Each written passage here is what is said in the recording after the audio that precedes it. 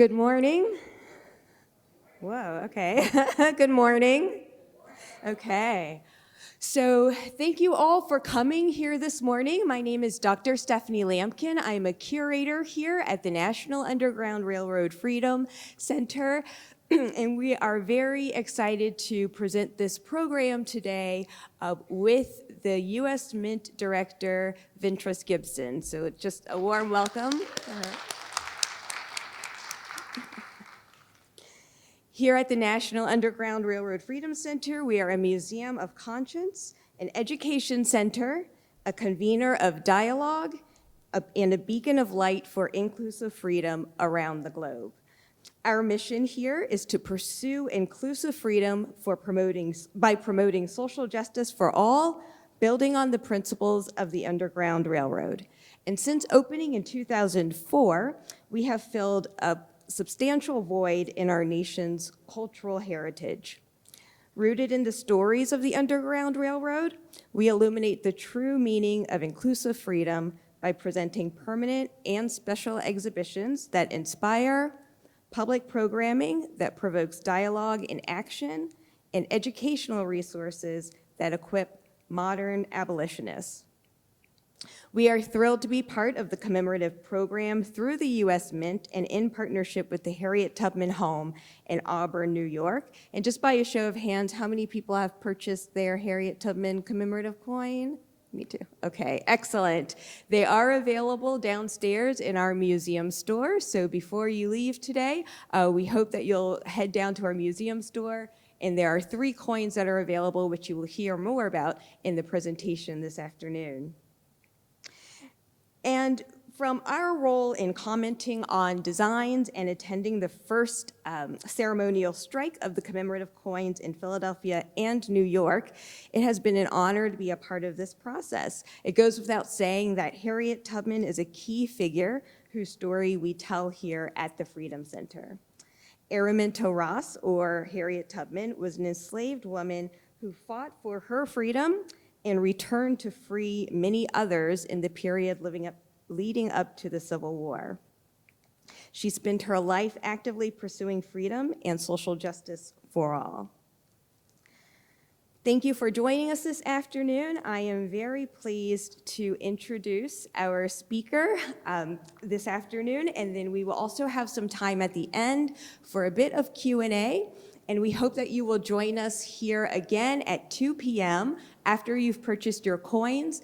The director, Ventris Gibson, she will be here to sign the certificates of authenticity in the coin. So you'll be able to have that as a keepsake along with your coin. So Director Ventris Gibson has a very decorated career, so bear with me. I'm going to read your bio, and there will probably be moments in here we'll all want to clap due to her accomplishments. In 2022, the President of the United States nominated and the Senate unanimously confirmed the Honorable Ventris C. Gibson as the 40th Director of the U.S. Mint. Hey.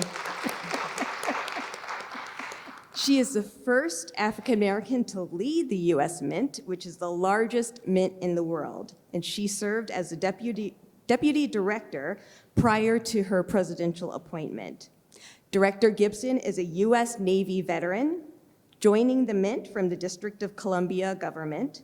Prior to her service with the district, she served as the Associate Deputy Assistant Secretary with the U.S. Department of Health and Human Services, and also the Director of Administration for the National Labor Relations Board.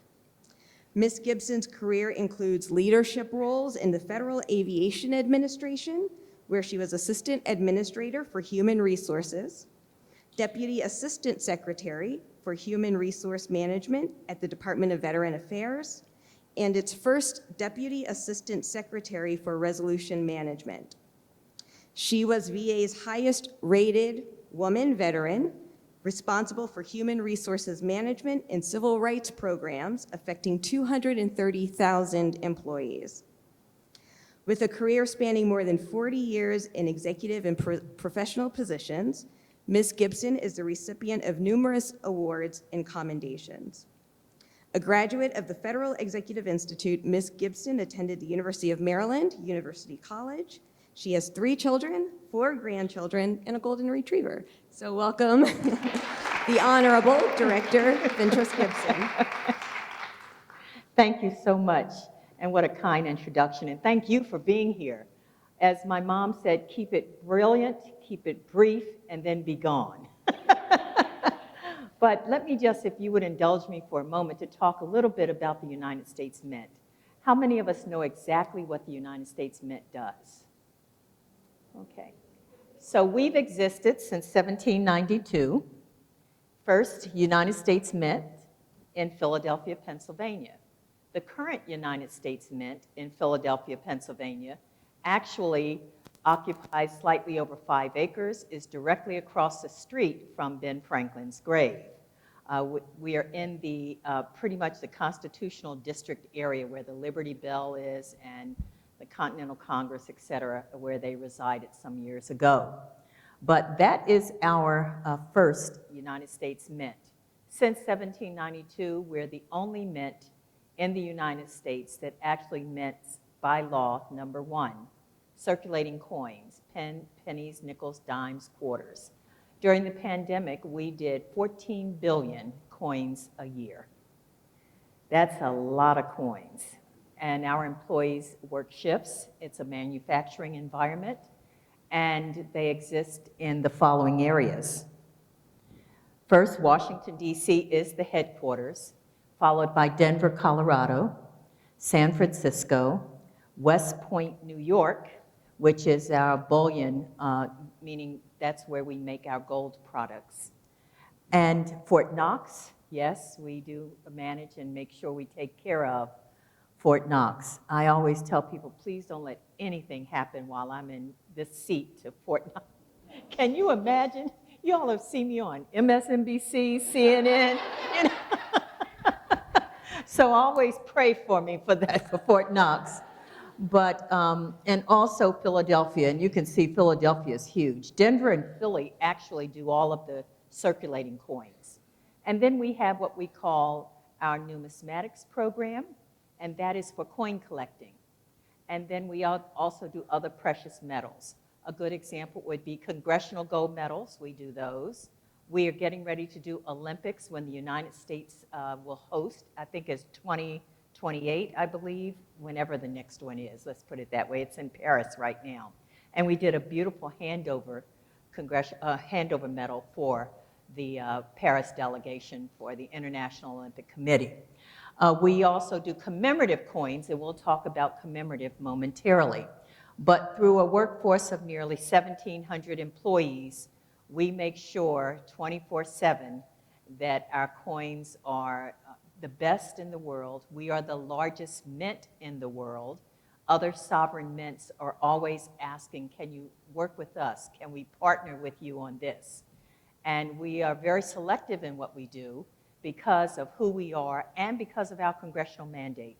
We never want anyone to think that we're doing something for a foreign country that has not been blessed by members of Congress or even by the Secretary of the Treasury. For the first time in American history, the Secretary of the Treasury, the Honorable Janet Yellen, is a woman. The Treasurer of the United States is a woman. She's the chief of a Native American tribe, Lynn Malerba. And I learned how to say her name in her native language, and I cannot possibly repeat it. It took so long. So she is highly decorated as a chief. And then, of course, myself as a woman in charge of the United States Mint. That is who we are. We also are responsible, thank you. So this is the treasurer, the secretary, and myself on confirmation, and we don't need, the staff sticks all this stuff in there for me to, I can't talk about myself, but there you go. It was a happy moment. And this is, my life has been about public service. I knew that's what I wanted when I went into the United States Navy during the Vietnam era and served honorably and came out, and thank you so much. And this is an example of some of the, we do work with a diverse group of people. It's so important to make sure that at that very first slide you saw connecting America through coins. We have to connect America through coins, and America is very diverse. So we make sure that we focus on not only diversity, equity, inclusion, and accessibility, but making sure we're reaching out to the community. That's where our people are, and we must make sure we do that. All right. This is Woody. He's actually the director of the Freedom Center. Yeah. Right now, he should be on a plane. He's here. Hallelujah. He was stuck with the IT stuff at an airport, so I'm so blessed. Is he in the room? There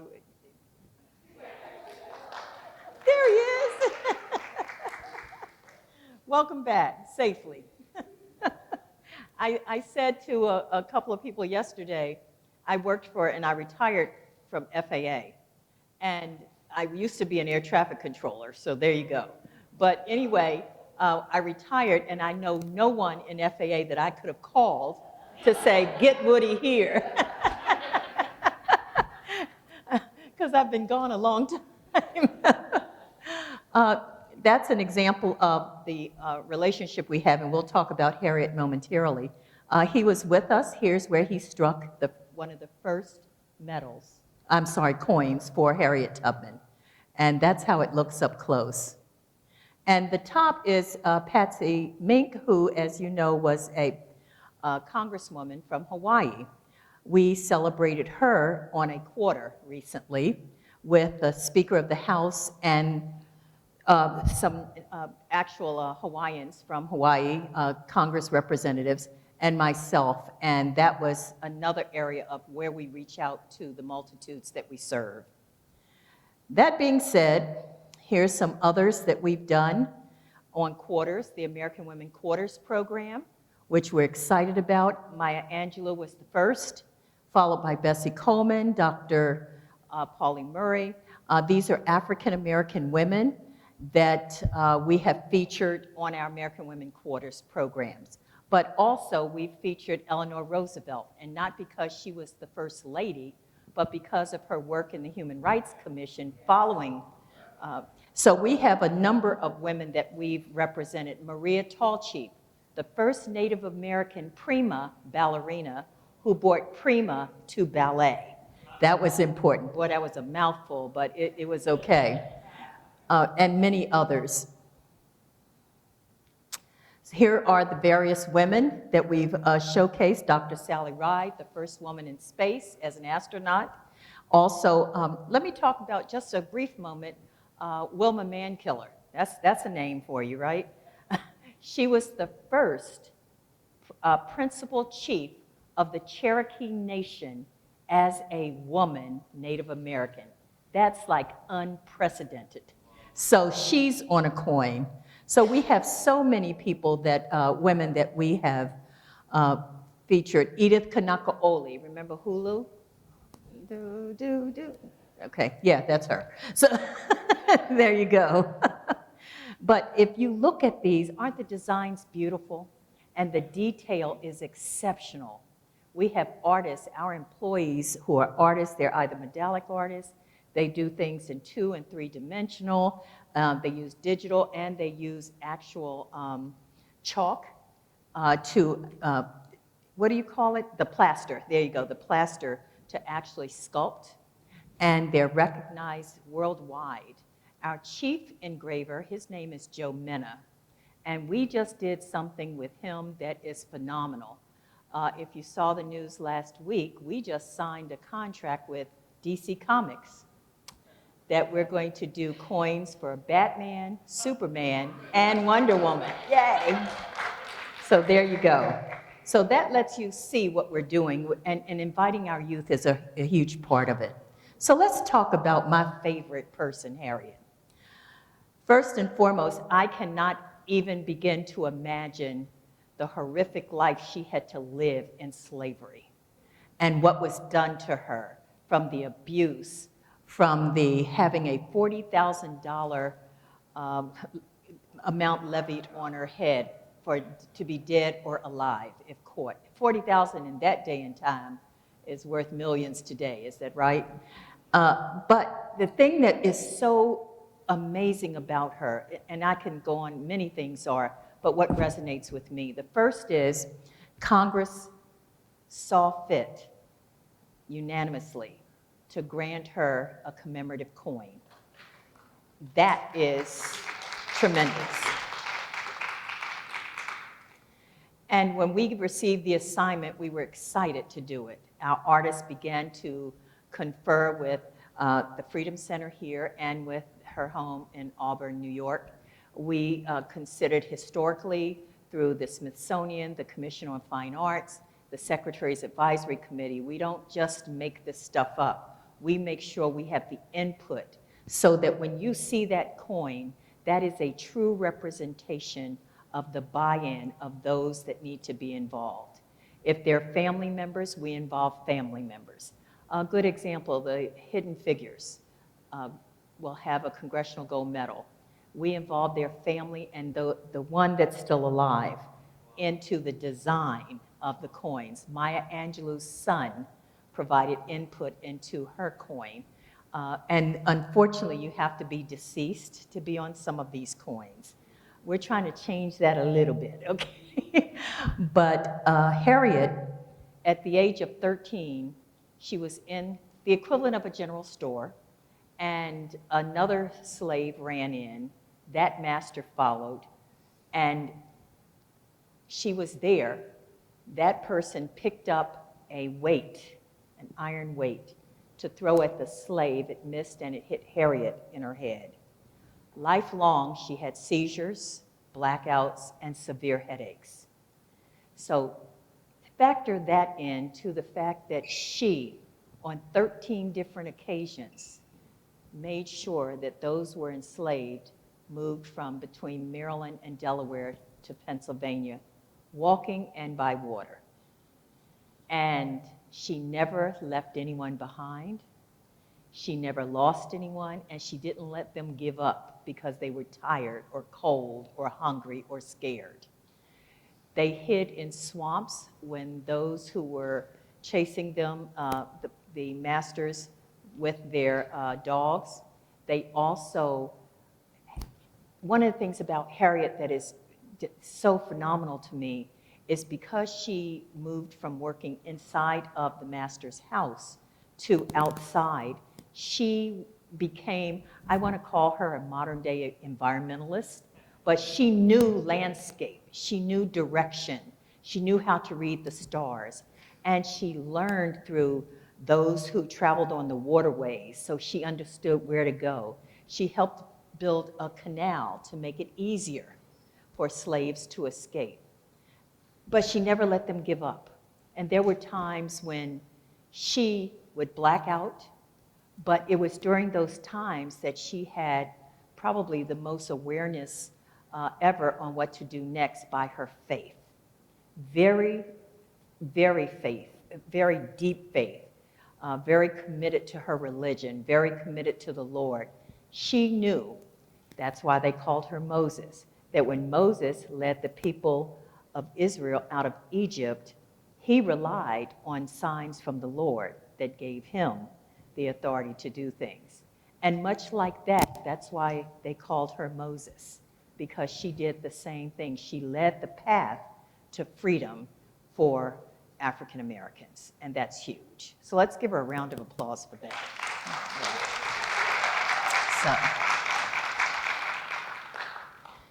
She watched her family be torn from her. She went back eventually and got those that she could out. She went back to get her husband. How many of you know that story? I think his name was Edward. She went back to get her husband, and he had married somebody else. Well, she didn't beat him up or do anything drastic. She left, and she turned it over to her God to help her resolve how hurt she was. But that was what had led her to change her name in the past when she married him from Araminta to Harriet, and the last name, of course, married last name of Tubman. But when I look at her and I look at this depiction of her, I am astounded by the clarity in her eyes, about the focus, and that reach is exactly what and who she was. She did not leave anyone behind. So these are the coins that we have come up with, and they represent 3 unique walks in her life.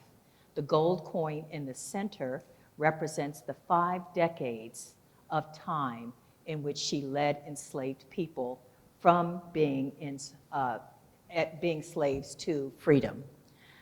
The $1 coin is representative of her bravery, her dedication, her devotion, her faith, primarily her faith, in what she was doing.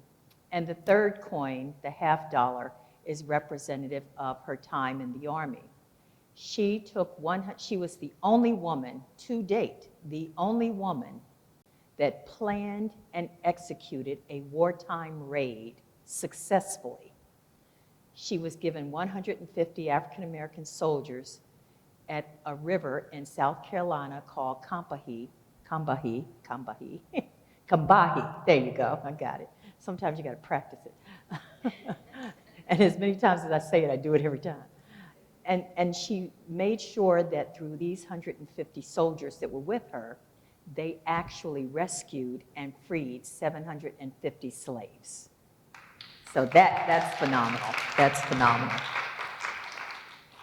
So the public law gives us the authority to do what we needed to do in how we present our coins and the denomination of them. That's important. All right.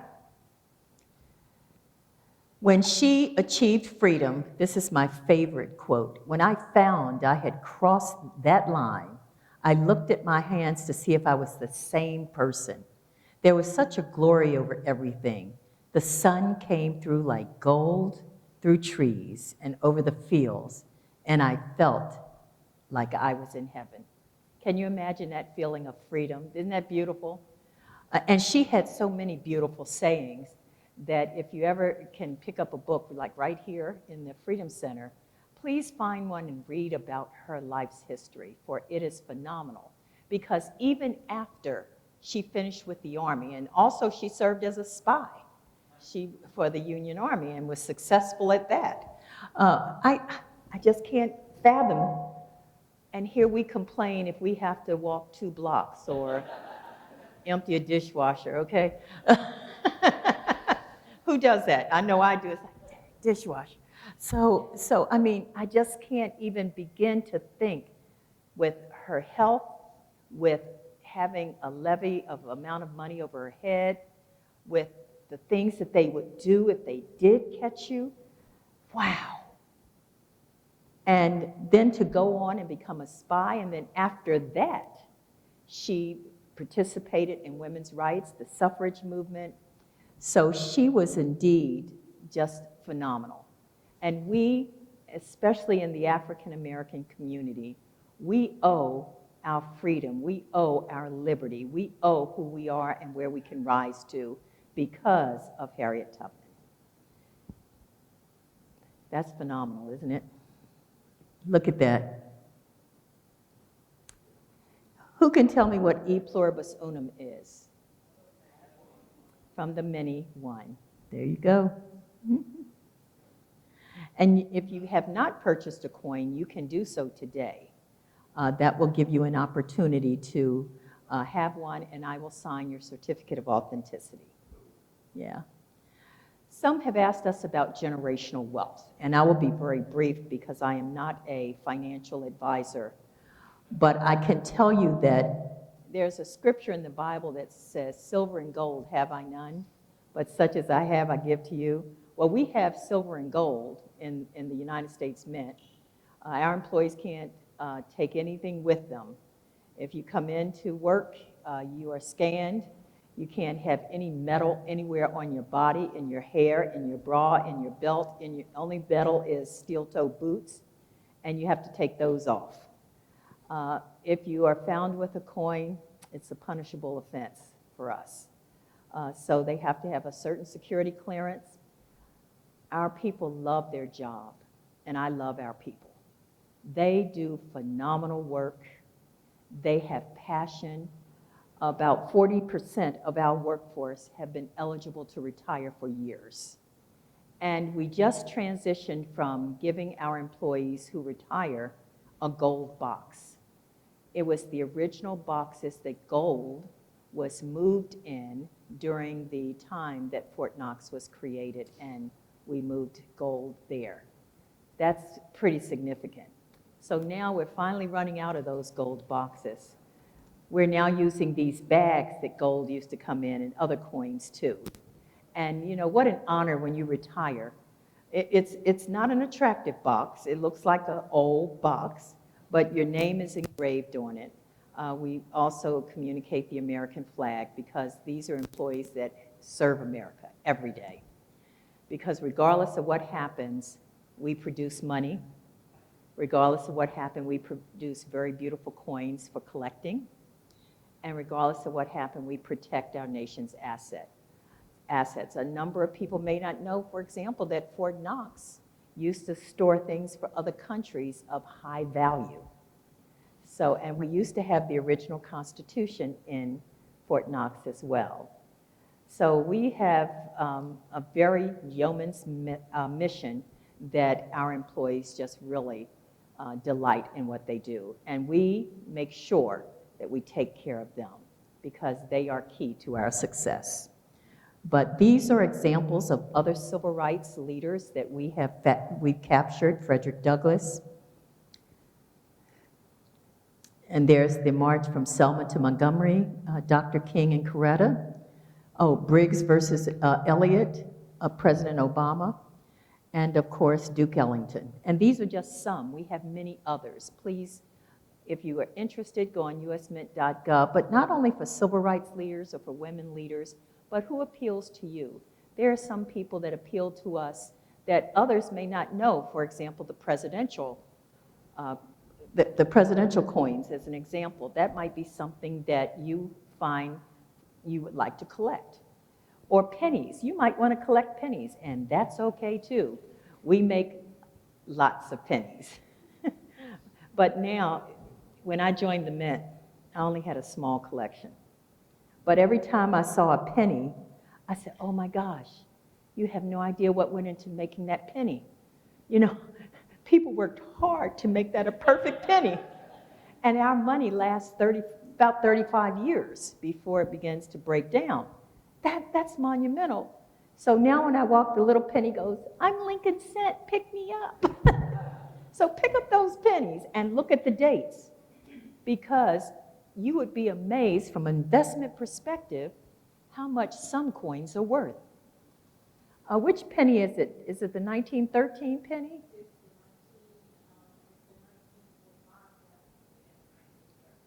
And those are worth thousands of dollars if you find one. So now I look at pennies, I look at nickels, I look at whatever, and you can easily find out what the value is.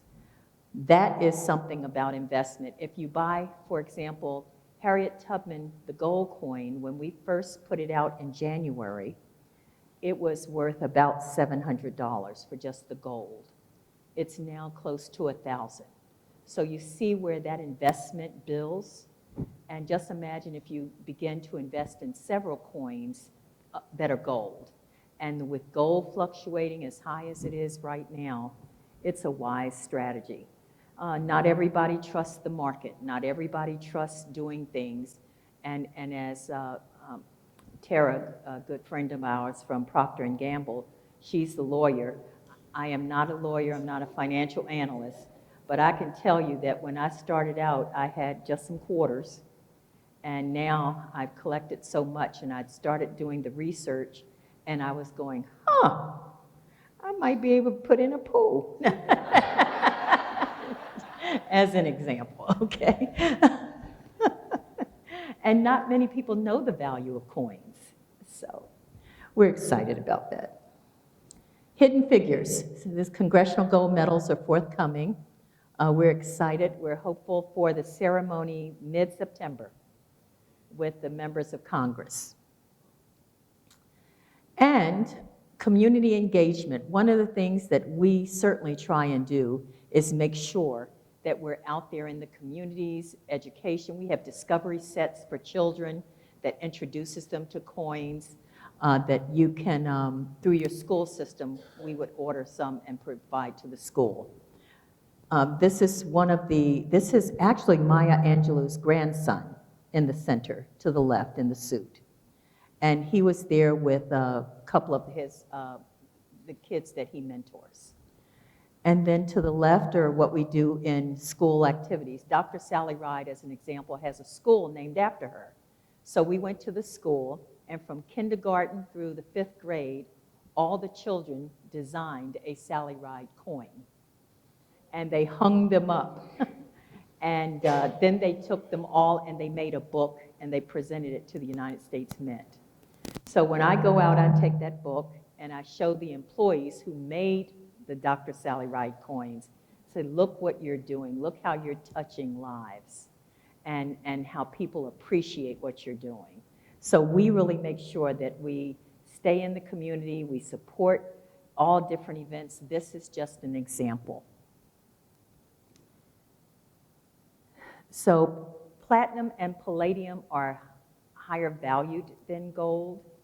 For the most part, unaffordable, I think is a good term to the average person like me.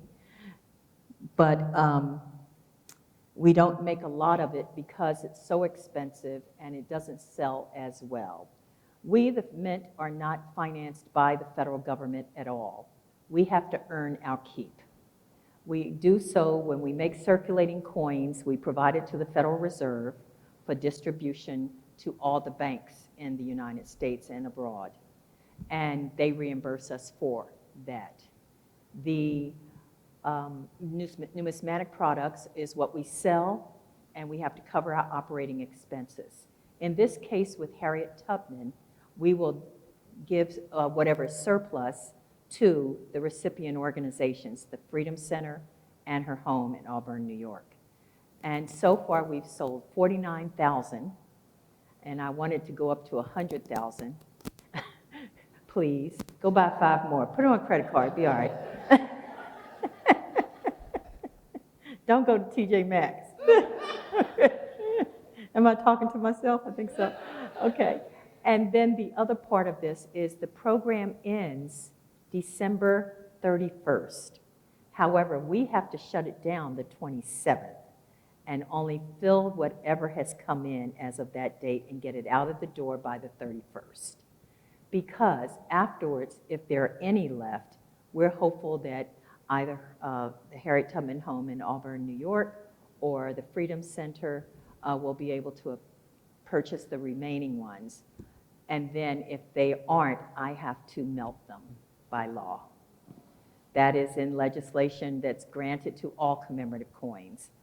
So that's why if you notice a commemorative coin, Negro League Baseball as an example, that program ended. The museum in, was it St. Louis? St. Louis, yes. They purchased the remaining amount, and so it's theirs to sell at their leisure. And so we ended up on a positive note in that regard. Right now, I don't mind sharing, is public notice in my view. We have the surcharge right now is over $800,000. So that would be split. If the program ended today, we would split the $800,000 between the Freedom Center and her home in Auburn, New York. And that's huge. That's huge. For the first time in American history, an African American graced gold coins in 2017. These are not real women. When you see women on historical, like Lady Liberty, these are not real women. These were just an artist's depiction of a woman. Lady Liberty is always scantily clad, as you notice, probably. And anything that, and on the reverse side is the eagle. So we call it the American Eagle. But this one was 2017 and was very popular as a gold coin. So thank you, and I'd love to give you an opportunity to ask any questions you might have. Oh, I told you that. Semi-quincentennial or semi-Q. The 250th anniversary of the United States comes up in 2026. We're preparing for the best of the mint release, as well as we're going to change circulating coins a little bit for a one-year period during that time. So stay tuned for some of the things that we will roll out in October. Is that right? The announcement will be rolled out next month for what we call the Flowing Hair Lady. The Flowing Hair Lady is a 1794 coin that we have remade. And I know that, and we only, how many? We're auctioning off 200. And one time we auctioned off an American Eagle silver coin. It cost, what, about $80 at the beginning? This was Stacks and Bowers a couple of years ago. We auctioned it off, and they bought it, somebody bought it for $100,000. So that's pretty significant. So we're looking at how can we make sure we give back to our customers who are our collectors, but also making others aware. And we're really excited about it. It's a lot of work, but we don't mind a lot of work. Keeps us employed. So thank you for your time. Thank you.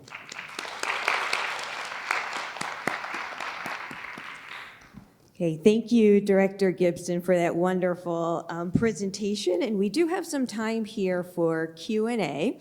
And I'm going to kick it off, and then I have a microphone, and I'll go around for anybody who has questions for the director. I want to thank the team of the U.S. Mint, who is also present today.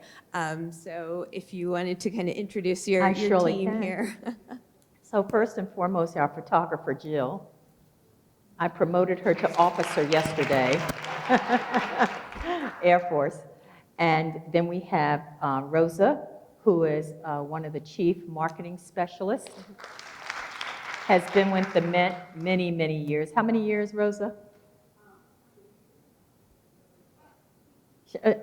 25. And then Betty Birdsong is my acting chief of staff. She is a coin expert. So when I joined the Mint, and I knew this much about coining and this much about leadership, I said, I need to learn about coins. And everyone said, you need Betty. And I went and found her, said, come on up here with us and help me. And she's been a godsend. Over 30 years in coining. That's significant. Between her and Rosa, they had me sign 250 Harriet Tubman certificates of authenticity and put them in the thousands. And so if you get one and you see two signatures, you are truly lucky. Some people will take a coin with an original signature from the director of the Mint and put it on eBay. So in this case, when we were at a show about a year ago, a young lady came in and she purchased a few coins, had me sign, and then went over and put them on eBay. She bought them for $80 each, and she sold them, for $300 and change. Mm-hmm. Isn't that funny? So, you're talking about investment. And then we kept wondering, I'm sorry, this is fun stuff. So once a year, the various coin experts come together in different coin shows, and people come out and they buy coins, they trade things. There was a $5,000 bill, no, a $10,000 banknote that sold for $300 and something thousand. Someone came in and bought it.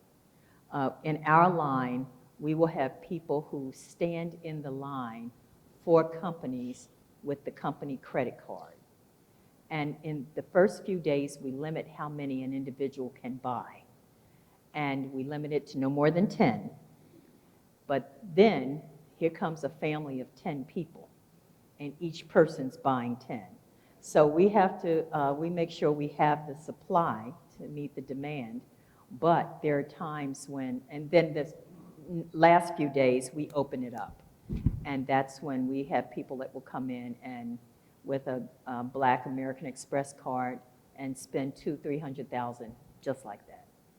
Can you believe it? Can you see the investment strategy here? My. Well, thank you. And I have a question for you about what the Harriet Tubman commemorative coin means to you personally. And I'm wondering if you can kind of share between your personal core values and if you share any of Harriet's personal core values, which is faith, family, community, determination, courage. Can you talk a little bit about how that makes you feel as an individual? I was born in a little town outside of Charlottesville, about an hour south of Charlottesville, called Roseland or Nelson County, Virginia, right at the foot of Wintergreen, if you've heard of that snow or ski resort. And it was just a very different world when I grew up. Here's an example. When I went to a segregated school, because that was the law then, and the name of the school was Ryan Hall Elementary, and my grandfather would build fires in the wintertime on the side of the road while we waited for the school bus. The reason why we had to wait for the school bus is non-African American children were picked up first, and then they'd pick us up. So you never knew if it was going to be 15 minutes or an hour and 15 minutes. So my grandfather made sure we were taken care of that way. I participated in a spelling bee and actually won the spelling bee, but because of the color of my skin, I was told I spelled the word skate wrong. So that was taken away. Learning about Black history and what Black history is American history, because we are as much a builder of this country than anybody else. Yes. And so learning about Black history, and then my faith. I grew up in the Baptist and the AME church environment. And all the time we were taught about Harriet Tubman and what she did. It did not resonate with me. It didn't get to me until probably my Navy career, because I was one of the few African American women in the Navy as an air traffic controller. There was only 2 of us at the time.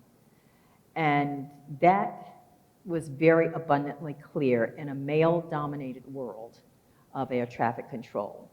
So coming to the Mint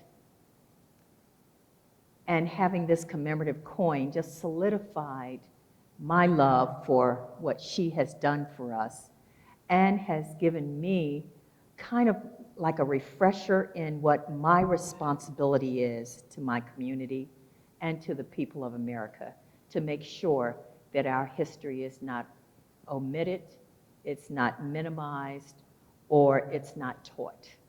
Because it's so important, because just think, she not only worked for enslaved people. Today, we have some that have enslaved minds that need to be free.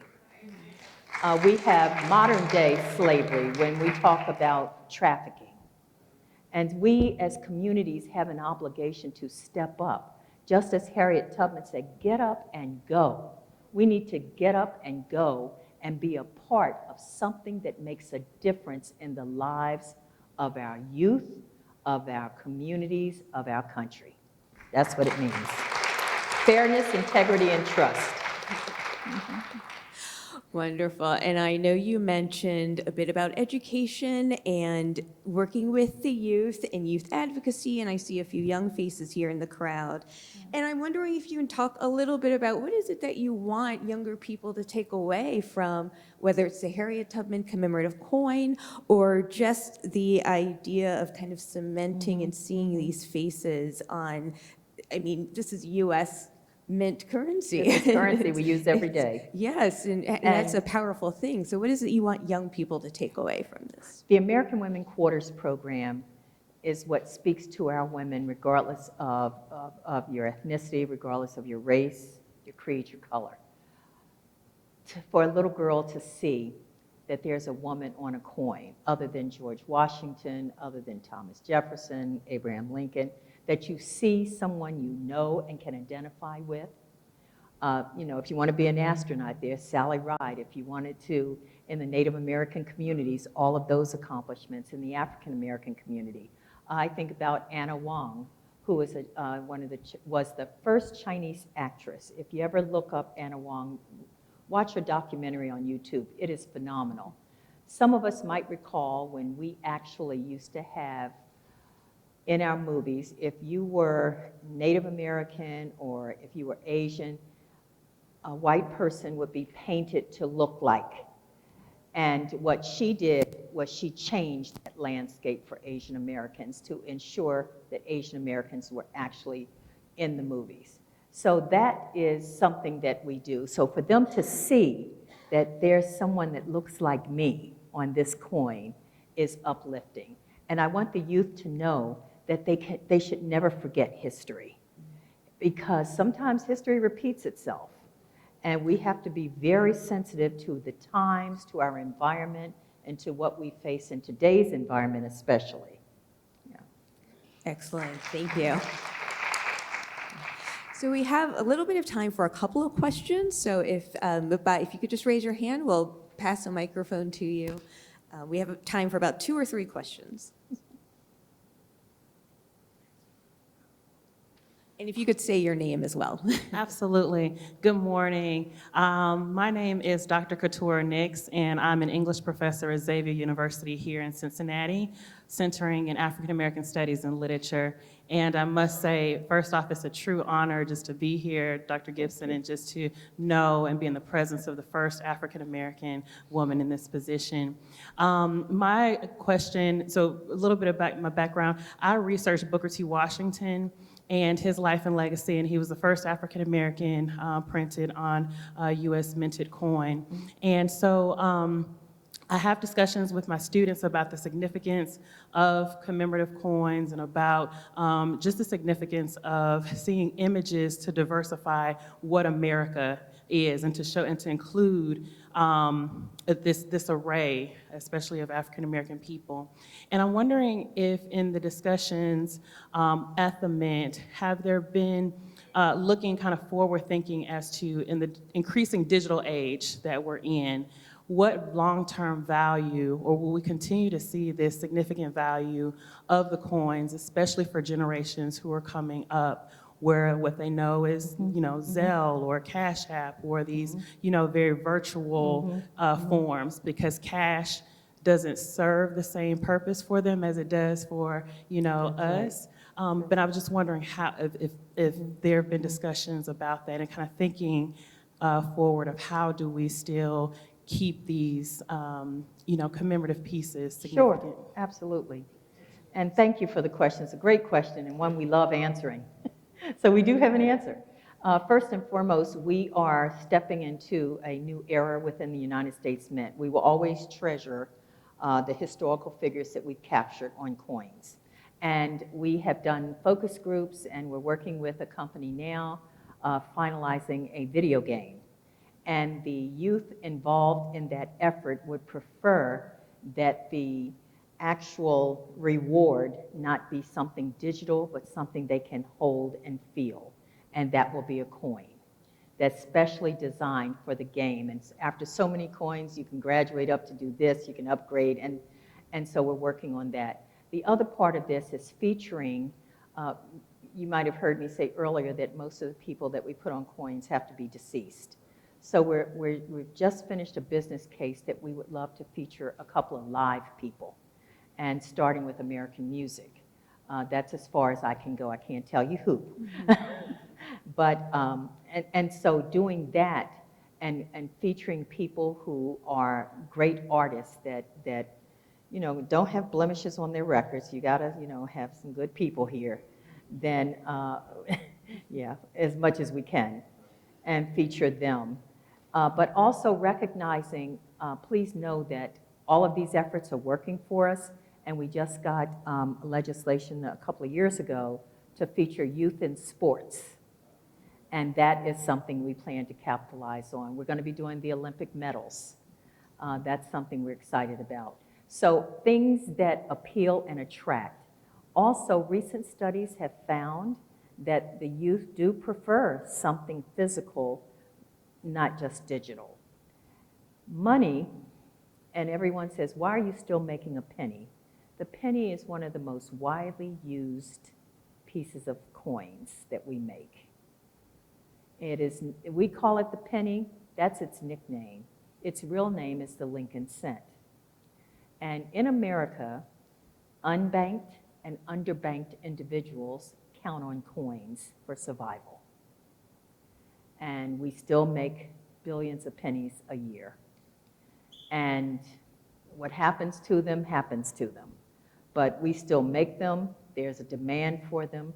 When everything else goes down, pennies seem to go up. It's amazing.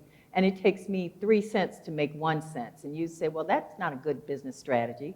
Well, Congress decides our currency. So until Congress says do something different, I'm still going to make the Lincoln cent. And you'd be amazed at the number of people in America that will beat us up to say penny rather than the Lincoln cent, and vice versa. So we just do operational stuff. We don't specialize in the policy issues. Great, thank you.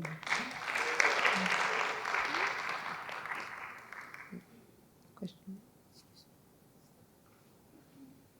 And again, just tell us your name. Hi, my name is Savannah. This is my first time being in like one of these museums. But my question for you, Mrs. Gibson, is that what was your life like in like the Navy for you, like being African American woman? Like what was life like for you personally?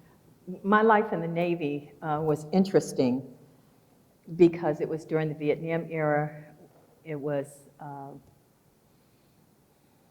wasn't the most warm and friendly place at first, but you learn to bite your tongue, swallow your pride, do as you're told.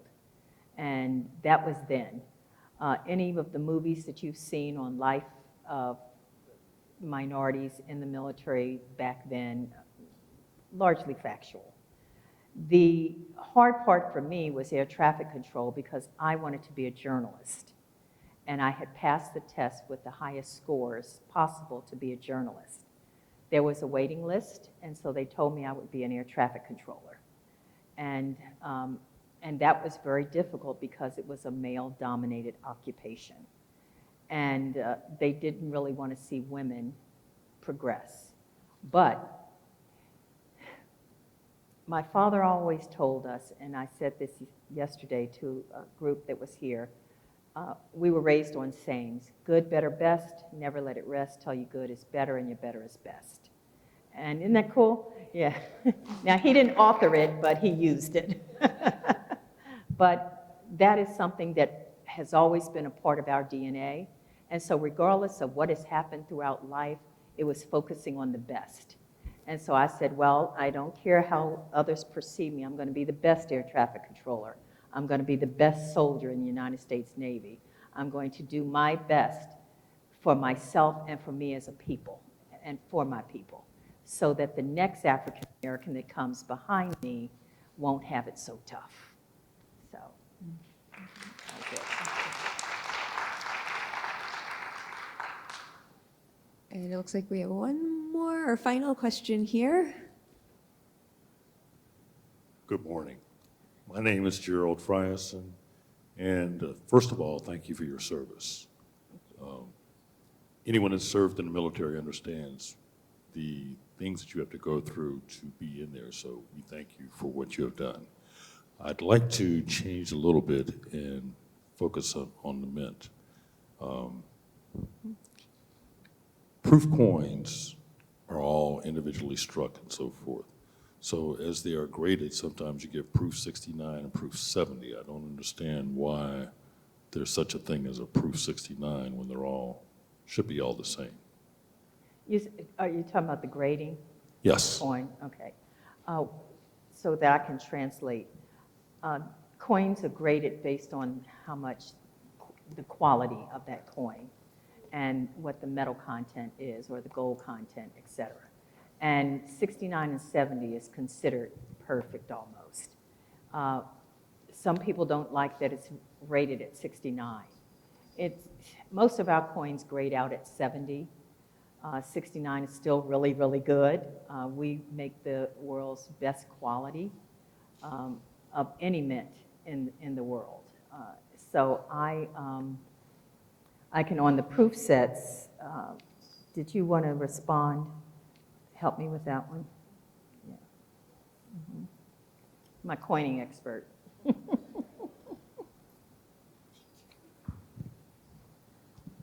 So basically, in answer to your question, we have machines. They are not done individually. We have machines running those. We do quality checks constantly to try to ensure that we're getting the best quality possible, but no one's perfect. And so you're going to get a 69 from time to time, which I think is very acceptable because 70 is the best. So I don't, I think we're doing a pretty good job Yes. because it is 69, it's 70. Most of them are grading at 70, so I think we're doing our job. Yeah. Thank you. Thank you. And I want to thank you all for joining us. We are out of time, but I do invite you to come back at 2 o'clock this afternoon. Here in the Grand Hall, we will have Director Ventris Gibson available to sign the certificate of authenticity in your coin. So if you do not have a coin or if you didn't bring it today, head back down to the first floor to our museum store. You can purchase any of the 3 coins this afternoon, and we will see you at 2 o'clock. Thank you.